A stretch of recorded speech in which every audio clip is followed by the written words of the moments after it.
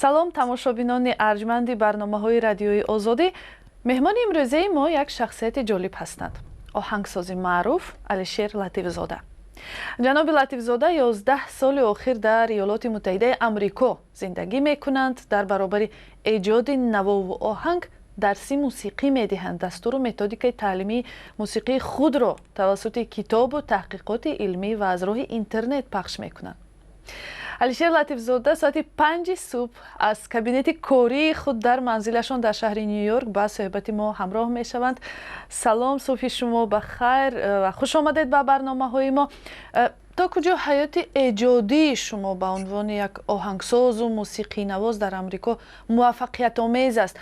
ин марҳилаи зиндагӣ чӣ тағйироту навоварӣ овард ва аслан дар Амрико мешавад танҳо аз ҳисоби эҷоди мусиқиву оҳанг зиндагиро пеш бурд?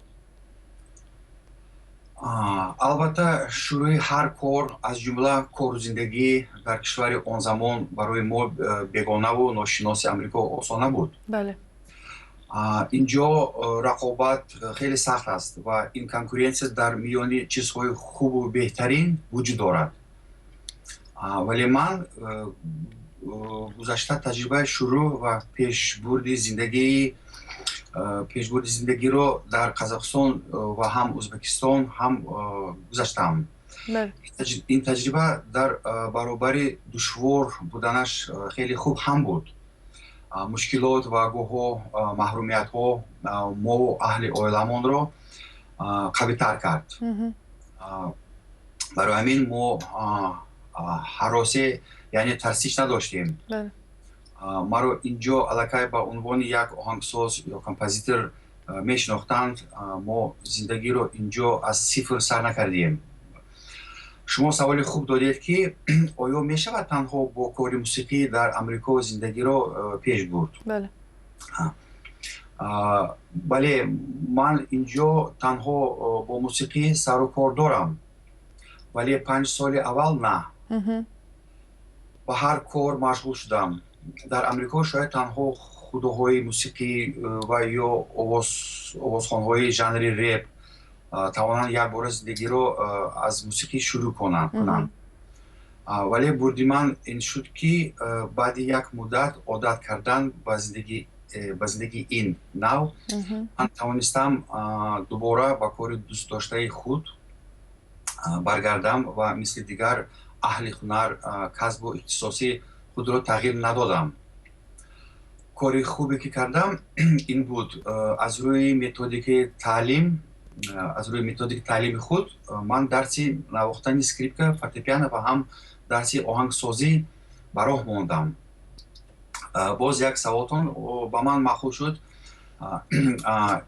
ин марҳила ба ман чӣ тағйирот навоварӣ овард. як чизи наве ки дар инҷо амалӣ кардам ин шуд ки шумори азобҳои мусиқиро кам карда тавонистам. яъне агар дар гузашта ман асосан барои оркестрои симфонию камеравии инструменталӣ асарҳоро эҷод мекардам, ҳоло ман асосан барои гурӯҳҳои мусиқии алоҳида ё ҷудогона оҳанг эҷод мекунам. масалан, барои гурӯҳи 7 нафараи ҳунарманди мусиқии классикӣ ва гурӯҳи 7 нафараи иҷрокунандагони мусиқии халқӣ фарзидем хитоӣ менависам. инчунин барои 4 гурӯҳи ҳунарӣ менависам ки бо иҷрои мусиқии азобҳои ҳиндӣ, форсӣ, хитоӣ ва классикӣ машғуланд. яъне масалан дар як саҳна 4 гурӯҳ аз азобҳои халқи форсӣ, ҳиндӣ, хитоӣ ва классикӣ якҷоя онҳо асаронро менавозанд.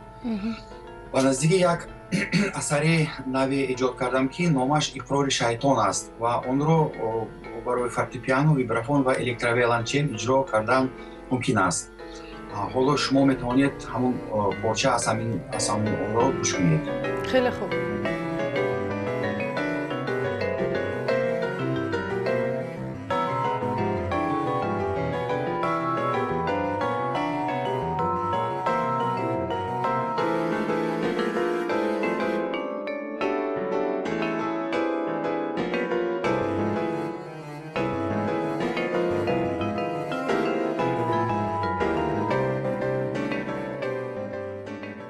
дар миёни асарҳои шумо ман оҳангеро ёфтам ки ба ҳодисаи пурфоҷиаи 70-солагӣ аз Крим ронда шудани тоторҳо бахшида шудааст. баъзе ҳунармандон ба ин назаранд ки фарҳанг ва ҳунар бояд ҷудо ё болотар аз сиёсат бошад. шумо ба ин андеша розӣ ҳастед? пеш аз ҳама мегӯям ки ман сиёсатмадор нестам, вале назари худро метавонам ҳамчун як эҷодкор баён кунам.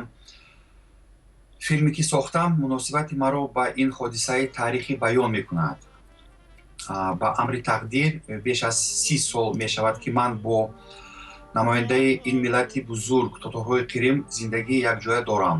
модари фарзандои ман Сабрие аз ҳамин миллат аст. ҳамсарам ба ман дар бораи сахтиҳои ин мардуми азиятдида дар тамоми таърих, фарҳангу ҳунари онҳо бисёр нақл кардааст. ман барояш асарҳои зиёд бахшидагӣ. зимнан бародари ҳамсарам Мустафо Белёлов футболбози маъруфи командаи Помир буд. аъзои командаи Олимпияи шӯравии оид ба футбол солҳои 1982. ҳанӯз то замони аннексияи Крим ман ва дигар эҷодкорон аз тоторҳои Қирим дар як лоиҳаи калон бахшида ба 70-солагии депортатсияи тоторҳои Қирим бояд иштирок мекардем. тамоми корҳои ташкилиро худам омода карда будам ва ин барнома бояд дар варзишгоҳи марказии шаҳри Симферополь баргузор мешуд. вале мутаассифона ин барнома иҷро нашуд. сабабаш ҳам рӯйдодҳое буд ки онро бо референдуми аннексияи Крим аз тарафи Русия иртибот медиҳанд. баъди ин ҳамин филм баромад. ин филм аз мавод, акс ва наворҳои видео сохта шудааст ки дар бораи таърихи муборизаҳои ин мардуми бузурги бечора барои озодӣ нақл мекунад. мақсади ман ин буд ки саҳифаҳои таърихӣ гузаштаро варақ зада тамошобин барои худ дар бораи он рӯйдодҳо маълумот гирад. бале.